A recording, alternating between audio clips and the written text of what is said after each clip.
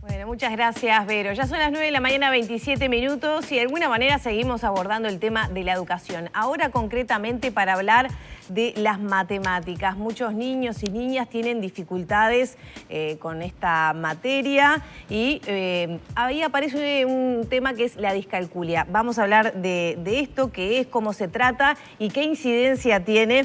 Vamos a dialogar con Juliana Cabrera, profesora de matemática, licenciada en psicología y magíster en educación. Bienvenida, ¿qué tal? Muchas gracias. Bueno, ¿por qué nos cuesta tanto las matemáticas? Yo empecé diciendo niños, niñas, pero me parece que es en toda la trayectoria educativa, ¿no? Y no, yo creo que a todos no les cuesta tanto, no es una materia tan difícil, se da una imagen a veces de una materia más difícil que otras, eso no es real y eso me parece que ayuda a los niños a aprender con más placer si ya no se transmite esa imagen negativa de la disciplina.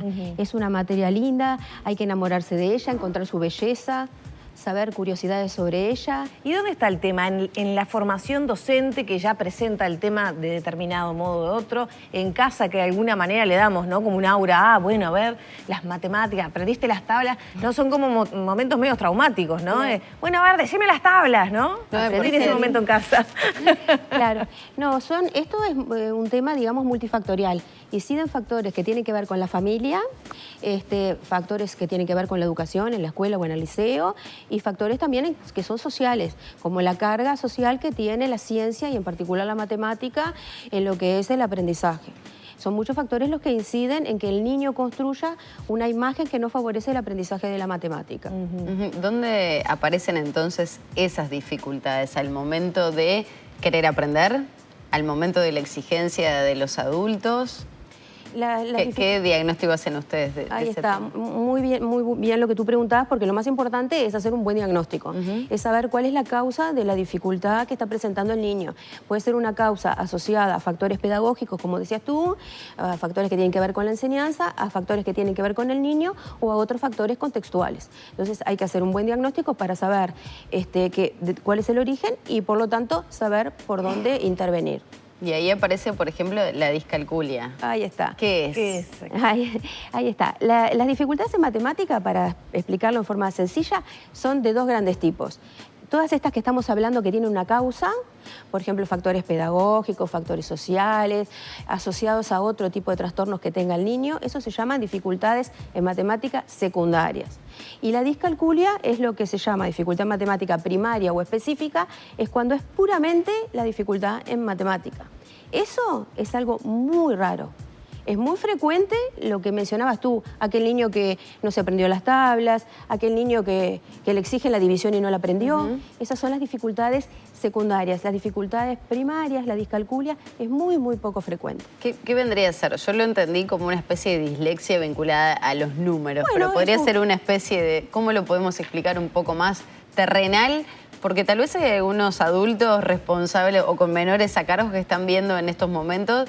Bueno, puede ser un factor que no estamos teniendo en cuenta, el momento del aprendizaje. Ahí está. La discalculia afecta diferentes aspectos, que por ejemplo son el concepto del número, saber lo que es 8, saber lo que es 25. O sea, el concepto del número, después los hechos numéricos que se llaman, acordarte los años, las fechas, todos los datos numéricos, el cálculo, la fluidez del cálculo, la facilidad para calcular y el razonamiento aplicado, la matemática, el razonamiento y la resolución de problemas. Todos esos aspectos son los que tenemos que ver, que si el niño fracasa en esas áreas, bueno, es bueno consultar para tener un diagnóstico y saber cuál es la causa de la dificultad en matemática, saber si es puramente una dificultad matemática o es a causa de otro factor. ¿Cuán aceitada está esa mirada como para incluso pedir un diagnóstico por parte de las instituciones o advertirlo por parte de los padres?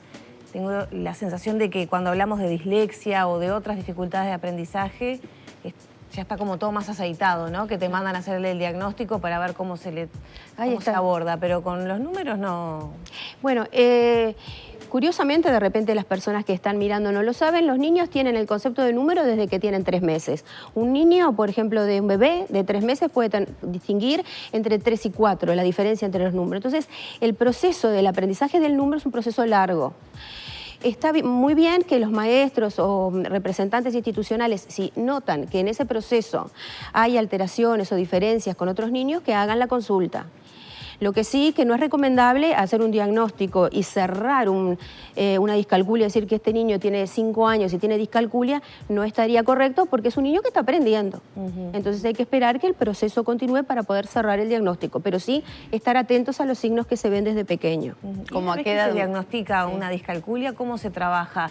Apunto un poco justamente los procesos que ustedes hacen en Alfa-Psi, que es el Centro de exactamente. Cuando se diagnostica una dificultad en matemática del tipo que sea, lo primero que se trabaja es relacionado con la causa. Ver si es motivacional, si es todo lo que dijimos, ¿verdad? Relacionarlo con la causa. Pero lo más importante es que el niño disfrute del aprendizaje de la matemática. Nadie mejora el hacer multiplicaciones haciendo 45 multiplicaciones todos los domingos. Eso no es un buen camino, sino a través del juego, a través de diferentes actividades que permitan encontrarse con la belleza de esa disciplina. El amor por la matemática cura. ¿Cuáles, por ejemplo? Para tirar ideas para hacer en casa, por ejemplo. Bueno, los juegos es esencial. En todas las edades, desde los niños chiquititos hasta los adolescentes y los adultos, jugar es muy importante para aprender y para aprender matemática, especialmente aquellos juegos que implican razonamiento o utilizan números. Eso es muy importante. Y después contarle historias o curiosidades de la disciplina. Por ejemplo, que el autor de Alicia en el País de las Maravillas es un matemático. Por eso hay tantos acertijos en el cuento, o que los creadores de Los Simpson son todos matemáticos. Mostrarle cosas curiosas, divertidas, alegres, que el niño pueda disfrutar. Ahora, ¿qué edad es determinante para tener en cuenta y poder detectar este tipo de situaciones, ¿no? Como la discalculia. Acá es donde tenemos que quebrar una lanza por los maestros, ¿verdad? Porque los maestros conocen el proceso de la adquisición del número de los niños, el proceso que deben de cumplir. Cuando ellos notan una alteración en ese proceso, es bueno que se haga la consulta. La consulta siempre es pertinente y se puede hacer un screening, que es un pantallazo de un diagnóstico general, y luego profundizar. Hasta después de los 8 años te diría que no conviene cerrar un diagnóstico de discalculia, porque el niño está aprendiendo. Eso es bueno, porque a veces tal vez ven esto los padres con edades más tempranas y dicen, no, debe tener no sé si llamarla patología o claro, qué tipo de trastornos. Consultar está muy bien, consultar está muy bien porque nosotros, los psicopedagogos, lo vamos a ayudar a ir pensando y acompañando en el proceso de aprendizaje. Lo que sí que desde nuestro lugar nunca vamos a cerrar un diagnóstico mientras el niño está aprendiendo el concepto de número, que es un proceso muy largo de aprendizaje. Lo mismo con la dislexia que dijiste tú, lleva un proceso de aprendizaje y el diagnóstico no se cierra, por ejemplo, a los 5 años, porque ahora está aprendiendo. Empiezo a pensarnos la situación cuando se detecta, empieza el acompañamiento, en algún momento se deja de acompañar a esa personita, hay que seguir el resto de su vida. ¿Cómo es después del resto, no? Porque se aprende distinto. ¿Qué pasa con esos chiquilines? Ahí está. Lo que se genera, para poner un paralelismo, es como una valija de herramientas. Tú para calcular, para hacer matemáticas, para resolver problemas, tenés una valija de herramientas. ¿Qué hace el psicopedagogo? Enriquece la valija de herramientas del niño. En la medida que él logra herramientas que le permiten ser funcional en la escuela y en el liceo y trabajar adecuadamente, el mismo niño, de alguna manera, entre comillas, se da el alta. O sea, tiene que usar otros mecanismos distintos al resto, para sumar, multiplicar, pensar los números. Es muy buena tu pregunta. No todos calculamos de la misma manera, porque el número en el cerebro se ubica en diferentes lugares. Por ejemplo, si yo digo 4, estoy diciendo una palabra. Si yo te digo así, estoy mostrando algo que lo estás viendo con los ojos, el 4. Entonces son distintas representaciones del número y cada niño puede tener una más fortalecida que la otra y el psicopedagogo va a trabajar con el área de fortaleza. Siempre se aprende a partir de las áreas fortalecidas, no a partir de las áreas debilitadas. Y para evitar estas situaciones, ¿cómo hacen los docentes para advertir todo esto? Estoy pensando en si están necesariamente formados, si tienen las condiciones para cuando trabajan en grupo, bueno, notar que los números repercuten o bueno, los diferentes alumnos tienen diferentes fortalezas en... El maestro en general detecta, pero en general lo que me plantean es que le faltan herramientas para poder ayudar. Entonces, en ese caso, lo que se recomienda es formarse, profundizar en lo que tiene que ver con la psicopedagogía de la matemática, los maestros, los psicopedagogos, todos los que trabajan en el área de la educación y la salud, vinculado al aprendizaje de la matemática, bueno, realizar cursos de formación y completar su aprendizaje en esta área. ¿Hay interés de los maestros? Sí, Porque muchísimo. como esto nos atraviesa a todos como personas, ¿no? El mito de las matemáticas, probablemente hay maestros que les pasa lo mismo, ¿no? Sí, muchísimo interés. Por suerte, muchísimo interés. Los maestros se preocupan mucho por los niños y los profesores también. Y tienen mucho interés en aprender sobre psicopedagogía de la matemática. Nosotros tenemos consultas para nuestros cursos online en forma a nivel nacional y a nivel internacional también. Que nos Juliana, consultan. ¿hay alguna idea de cantidad de situaciones que tenemos en nuestro país de estas características? Sí, desde el punto de vista de los diccionarios mundiales de la salud, el porcentaje de los niños que tienen dificultades de aprendizaje está entre el 5 y el 15%, incluyendo todas las dificultades específicas, la dislexia, la discalculia, el déficit atencional, todo eso entre un 5 y un 15%. Dentro de eso, la discalculia, como te expliqué, es muy poquito. Por ejemplo, en Francia, que yo tuve la oportunidad de estudiar en el Hospital de Saint-Anne, se hizo un estudio con 1.598 niños que presentaban dificultades en matemáticas, de los cuales con discalculia resultó uno. Uno en 1.598 que presentaban dificultades en matemáticas ya. O sea, es muy rara la discalculia. Lo más frecuente es lo que te expliqué, la dificultad secundaria, que hay otra causa que la explica. Bien. ¿Hay algún país referente en... ¿Perdón? ¿Hay algún país referente en cómo se imparte la matemática a nivel de escuelas? Bueno, eso sí, hay diferentes metodologías, es muy distinto. Es muy distinto cómo se enseña la matemática, por ejemplo, en Bélgica, en Francia, los países que yo conozco, ¿no? En Bélgica, en Francia, en Alemania, Finlandia, que están conocidos, en China. Diferentes porque son diferentes metodologías. Por ejemplo, para ponerte un ejemplo claro para los televidentes, hay países donde se empieza a enseñar el cálculo solamente en forma oral. El niño calcula oralmente y después escribe.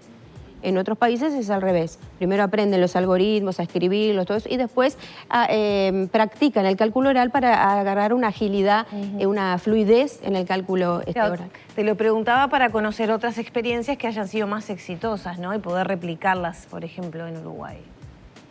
Esto de replicar una experiencia de otro país es un poco complejo porque como las realidades contextuales no son las mismas y en matemática es muy importante lo que te dije de los aspectos contextuales y sociales, el hecho de replicar es complejo. Lo que sí se pueden tomar ejemplos o insumos o ideas de otros países y hacer las adaptaciones correspondientes, pero en el contexto nuestro.